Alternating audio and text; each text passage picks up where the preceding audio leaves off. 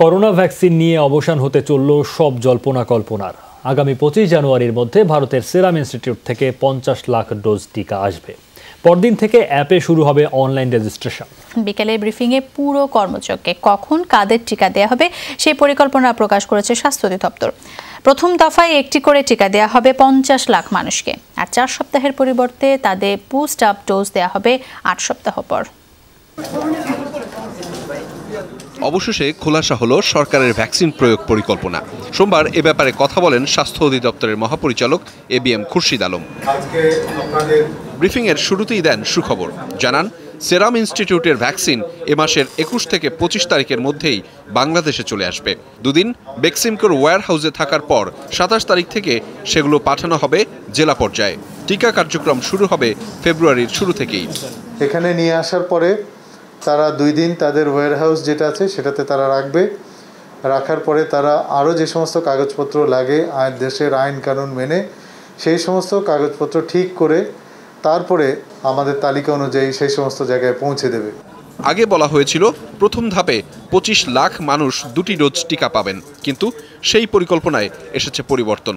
এখন 50 লাখ মানুষকে একটি করে ডোজ দেবার ঘোষণা দিয়েছে স্বাস্থ্য অধিদপ্তর।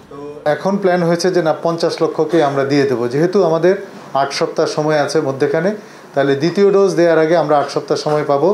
এর মধ্যে আমাদের দ্বিতীয় চালান চলে আসবে, তখন তাহলে পরে আমরা বেশি সংখ্যক লোককে আমরা দিতে পারবো। টিকা দেওয়ার ক্ষেত্রে কাদের অগ্রাধিকার দেয়া হবে সেই তালিকাও করেছে স্বাস্থ্য অধিদপ্তর। তালিকার প্রথমেই নাম আছে স্বাস্থ্যসেবায় সরাসরি সম্পৃক্ত সরকারি স্বাস্থ্যকর্মী, অনুমোদিত বেসরকারি ও প্রাইভেট স্বাস্থ্যকর্মী, বীর মুক্তিযোদ্ধা, সম্মুখ সারির আইনশৃঙ্খলা রক্ষাকারী বাহিনী, সামরিক ও বেসামরিক প্রতিরক্ষা বাহিনী, রাষ্ট্র পরিচালনায় অপরিহার্য কার্যালয়ের কর্মকর্তা কর্মচারী, সম্মুখ সারির গণমাধ্যম কর্মী, নির্বাচিত জনপ্রতিনিধি সহ 16টি ক্যাটাগরির। প্রবাসী অদক্ষ শ্রমিক, তারা হয়তোবা ভবিষ্যতে অনেক দেশ যখন ভ্যাকসিন দিয়ে ফেলবে, তাদের ভ্যাকসিন ছাড়া হয়তোবা তাদের দেশে প্রবেশ নিষিদ্ধ হতে পারে।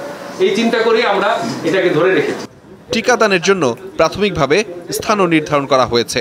প্রথমে উপজেলা স্বাস্থ্যকেন্দ্র, ইউনিয়ন পরিষদ, জেলা সদর হাসপাতাল, সরকারি বেসরকারি মেডিকেল কলেজ হাসপাতাল, বিশেষায়িত হাসপাতাল, পুলিশ, বিজিবি হাসপাতাল ও CMH বক্ষব্যাধি হাসপাতাল।